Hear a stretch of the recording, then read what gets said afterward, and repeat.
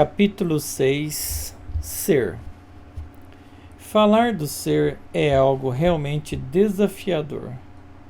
Quando escrevemos do, surge a impressão de que poderia ser algo masculino, o que de fato não é. Também podemos associar ao do alguma coisa que se resume a uma pessoa, estrutura, sistema, energia, padrão, etc. O que também não é. Pois bem, este é o desafio: escrever sobre algo que não pode ser descrito em palavras. O ser vai muito além das palavras, da linguagem, das emoções e do pensamento. Em nossas pesquisas, descobrimos que só com a experiência direta é possível assimilar a real natureza do ser.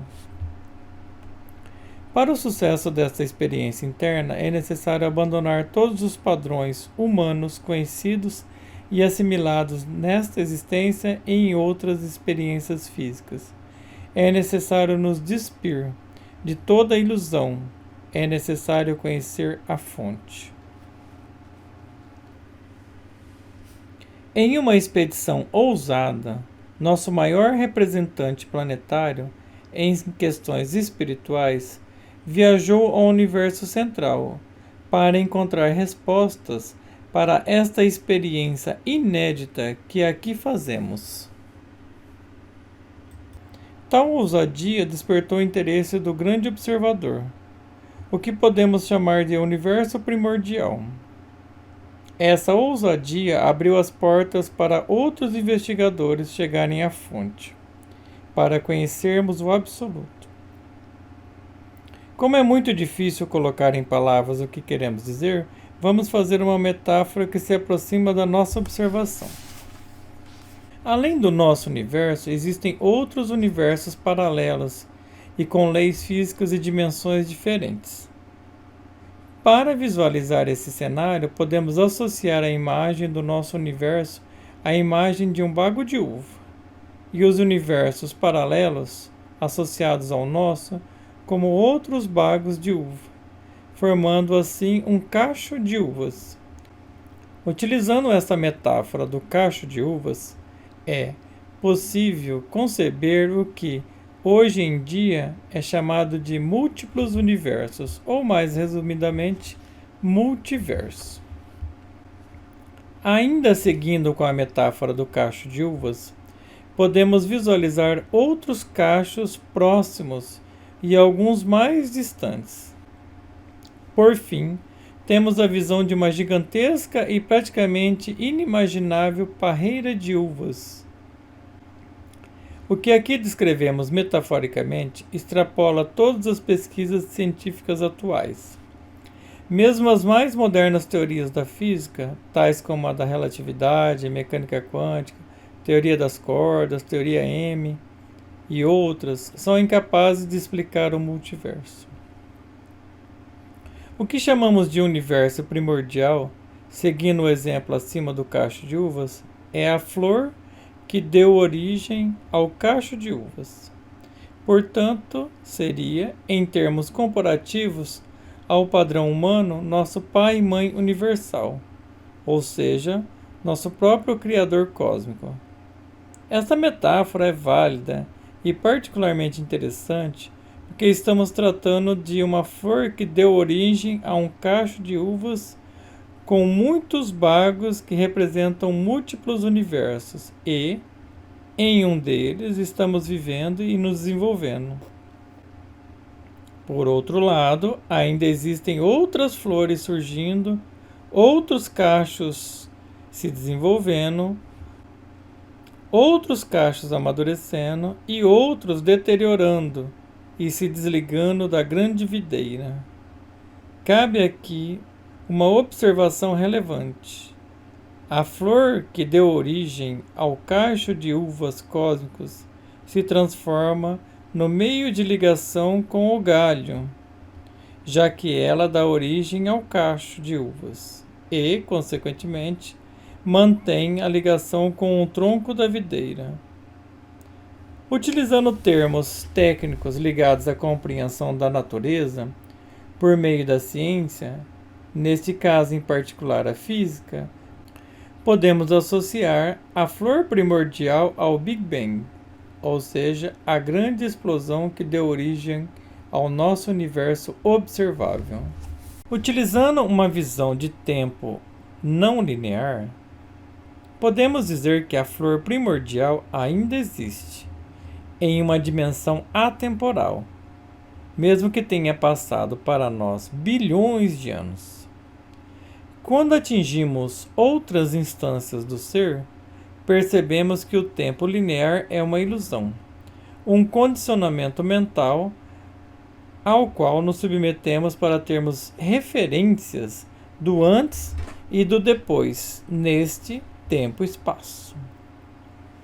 Saindo deste condicionamento, é possível verificar que a flor primordial, ou universo original, ou ainda a expressão máxima da criação, pode ser visualizada e compreendida como um ser que é e se manifesta em todas as suas instâncias.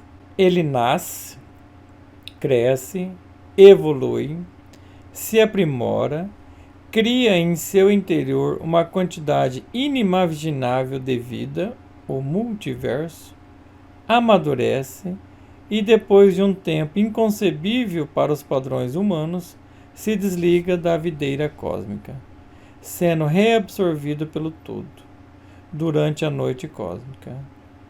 Porém, aquilo que é o mais precioso, as sementes existentes dentro do bago de uva universal, podem ser aproveitadas pelo todo em uma nova criação. A flor primordial dá origem ao cacho de uvas cósmico, onde cada bago é um universo material similar, porém não idêntico ao nosso. Assim, o ser primordial cria dentro de si mesmo estruturas que podem ser habitadas por outros seres, formando uma estrutura material, energética e espiritual que corresponde à ordem de criação. Seguindo com a metáfora do cacho de uvas cósmico, o universo é um ser.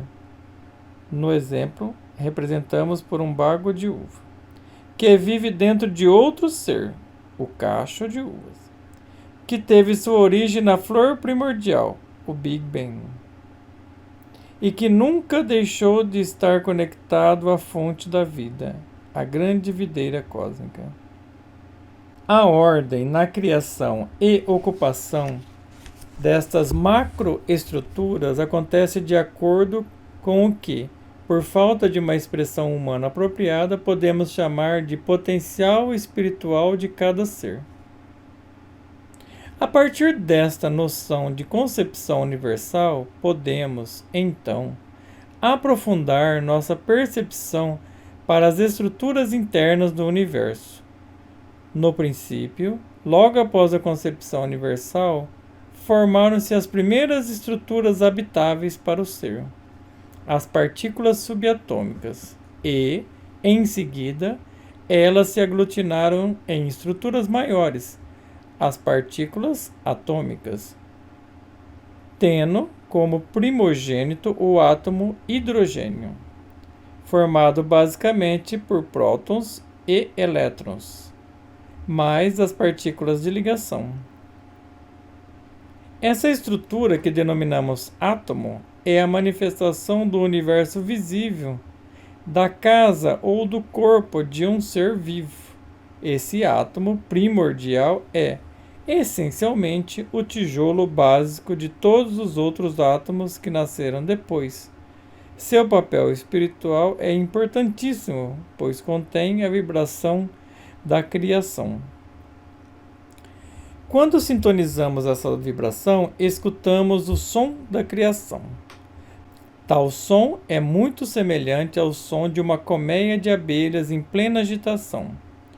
O som primordial que vibra com o ser hidrogênio já foi percebido por outras pessoas no passado e, sem os termos técnicos que citamos acima, poderia ser expresso assim: no princípio era o Verbo, E o Verbo estava com Deus, e o Verbo era Deus. Ele estava no princípio com Deus. Todas as coisas foram feitas por ele, e sem ele, nada do que foi feito se fez. João, capítulo 1, versículo 1 a 3. Sabemos como os termos místicos e religiosos são importantes. Não os desconsideramos e nem queremos desrespeitar a maravilhosa sabedoria ancestral da nossa história. Porém, nossas pesquisas indicam que podemos ver, ouvir e perceber por outros ângulos e com a mente aberta o que pessoas altamente espiritualizadas e perceptivas já fizeram no passado.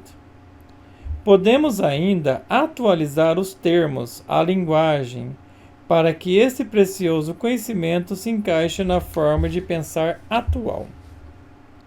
A expansão do universo em seus primórdios teve como consequência seu resfriamento.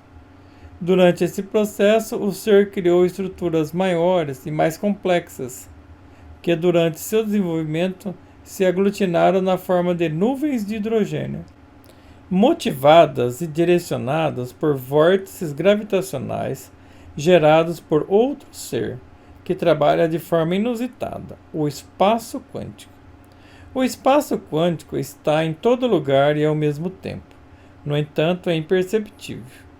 O que se poderia chamar de vazio não é de fato. Se removermos tudo o que é conhecido, matéria, energia, enfim, qualquer outra coisa que chamamos de manifestação, ainda assim o espaço quântico ali estaria. O espaço quântico representa o eterno feminino imanifestado, que permeia todas as coisas. As partículas subatômicas, os átomos, moléculas e demais estruturas representam o eterno feminino manifestado. Para surgir a manifestação, o espaço quântico é fecundado pelo Criador. A noção de espaço quântico se aproxima da ideia conhecida na física como teoria dos campos unificados. Porém, a referida teoria falha, pois não consegue unificar as forças fundamentais com a gravidade. Nossas pesquisas indicam que um fator que impede essa unificação é a limitação da velocidade do graviton, partícula atribuída à gravidade. É provável que nos próximos 50 a 100 anos, os cientistas percebam que a velocidade da luz não é um limite intransponível, e que as ondas gravitacionais podem superar esta velocidade em aproximadamente 6 vezes, justamente porque viajam pelo espaço quântico e não pelo espaço normal que conhecemos. Pois bem, para nós, o espaço quântico é a ligação espiritual que o nosso universo tem com a flor cósmica primordial, que, por sua vez, liga os universos paralelos ao nosso, que, na metáfora do cacho de uvas, seriam os bagos de uva vizinhos. O espaço quântico está especialmente ativo no interior dos buracos negros, que são essencialmente pontos em que um universo toca o outro universo paralelo. Como no exemplo onde um bago de uvas toca o outro, o espaço quântico modela o universo de forma similar a um escultor quando cria sua obra-prima.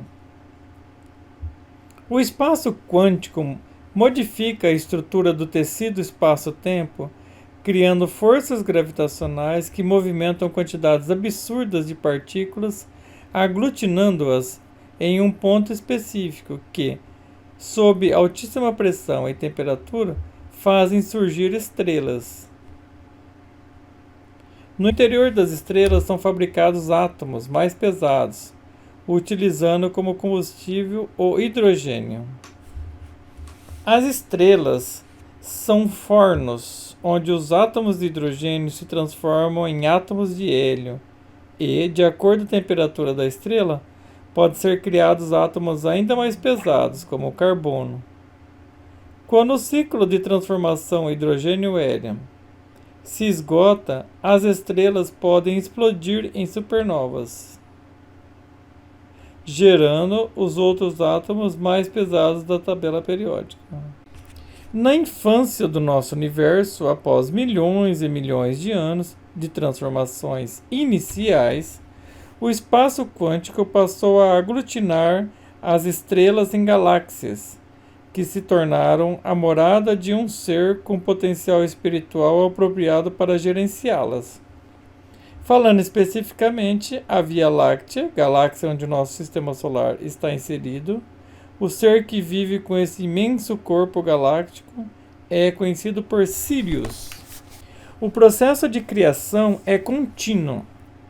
O universo é jovem e ainda vai crescer muito. Nesse momento existem estrelas nascendo, desenvolvendo-se, gerando planetas à sua volta e também morrendo.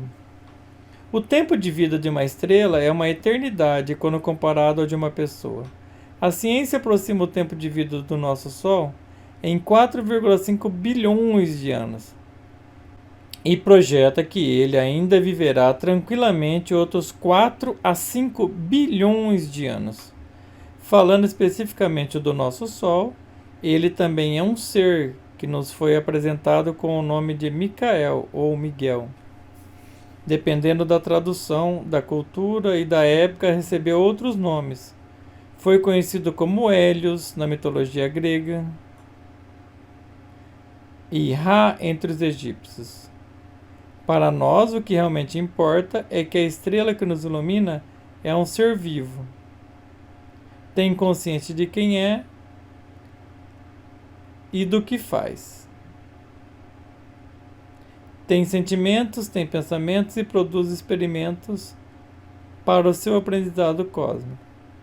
Dentre os diversos experimentos que esse grande ser solar realiza, podemos destacar um de importante relevância: nós mesmos, ou seja, a criação da humanidade terrestre.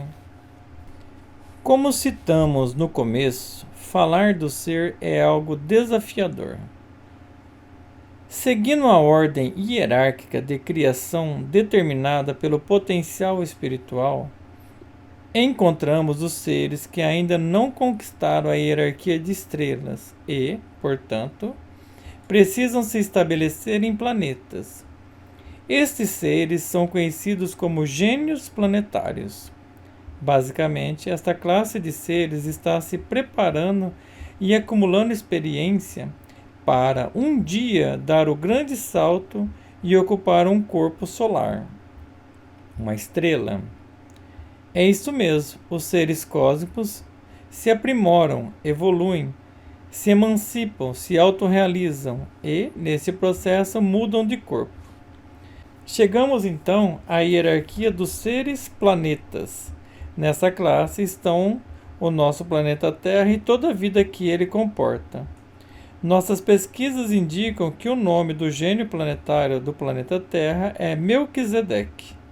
Consideramos importante ressaltar que o planeta Terra é o corpo físico de um ser e que nós, humanos, vivemos em sua superfície, de forma similar, guardadas as devidas proporções, é claro, aos micro-organismos que vivem em nossa pele. Avançando na estrutura e hierarquia da criação, chegamos ao estágio humano. Esse estágio é o último da criação do ser que somos. Podemos dizer que todo o universo conspirou para, em um determinado momento, a manifestação corpórea do ser surgir. O ser humano é a personificação do Criador em escala microscópica. Quando o ser atinge esse estágio é porque já percorreu uma imensa jornada de criações cósmicas e adquiriu incontáveis conhecimentos que culminaram na elaboração de um corpo humano. O tempo de elaboração e criação de um corpo humano, ou humanoide de forma geral, passa por estágios e experiências demoradíssimas para os nossos padrões de tempo. De forma geral, a primeira manifestação do ser na matéria é mineral. O ser adquire conhecimento nessa dimensão, evoluindo de grau em grau até chegar ao cristal perfeito. O segundo estágio é vegetal.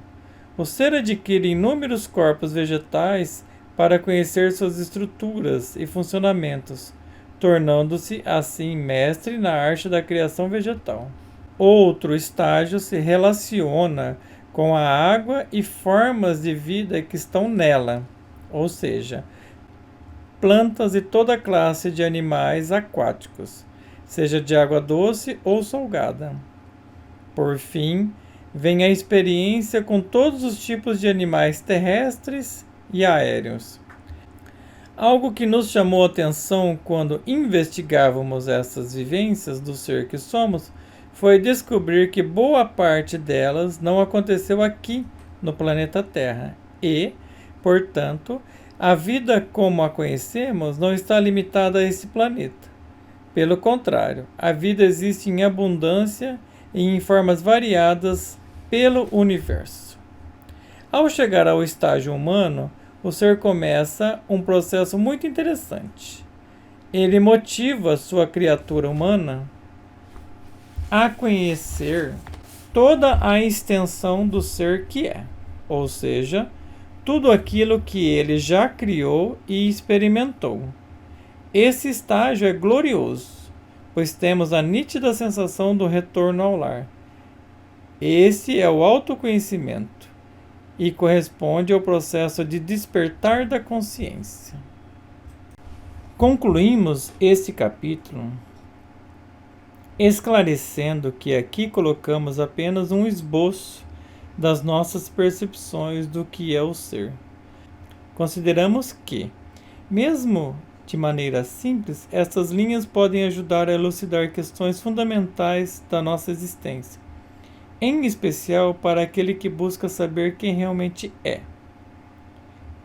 Para aquele que não mede esforços para descobrir o que está fazendo aqui, nesse planeta Terra, nesta galáxia. Mais importante do que ler estas palavras é vivê-las, investigá-las, experimentá-las. Para nós, acreditar em algo ou em alguém não é suficiente para responder aos nossos questionamentos mais profundos. Indicamos a meditação diária como instrumento valioso para investigar as diversas instâncias do ser e suas inumeráveis manifestações. O caminho para encontrar a verdade dentro de cada ser humano está aberto. As portas da Biblioteca Universal foram totalmente liberadas quando o nosso maior representante espiritual planetário visitou o universo central, o Absoluto, o grande observador. O nome é irrelevante.